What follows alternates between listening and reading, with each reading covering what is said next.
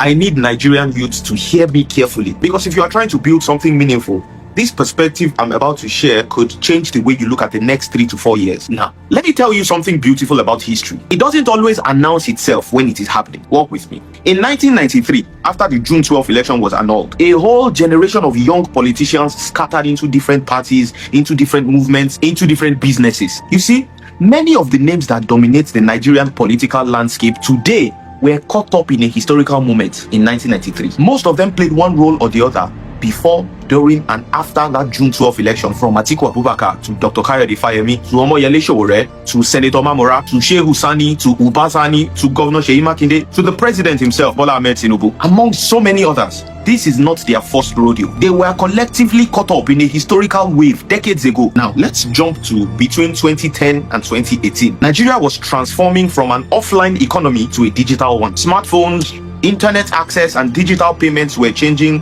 how people lived and worked. Now, a small innovation hub was founded in Yaba called CC Hub. Incidentally, it was founded by the current Minister for Communication, Innovation and Digital Economy, Dr. Bosun Tijani. Now, CC Hub became a meeting point for ambitious builders, engineers, founders, tech enthusiasts. All of them crossed paths at that hub and later on in places like Andela. Today, several of the companies that came out of that ecosystem are amongst the biggest fintech businesses on the continent. Now, let's even zoom out. Let's go further back to between 1998 and 2002, the PayPal era. You see, Elon Musk, Peter Thiel, Reid Hoffman, and a whole lot of others, they were together when internet commerce was still being figured out. That network of friends and colleagues and acquaintances was called the PayPal Mafia. PayPal was later sold in 2002 for about $1.5 billion.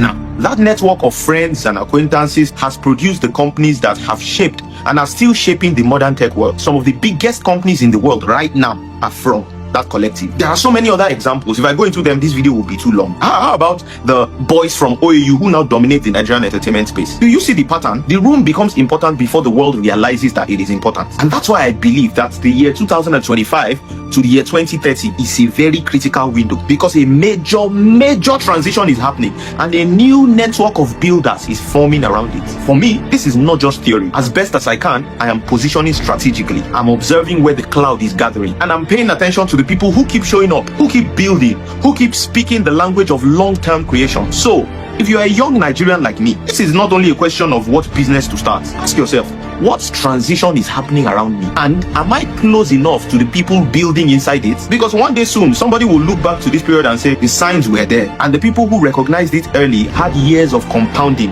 before everybody else showed up. You are wiser now. Share this video. Strengthen your people.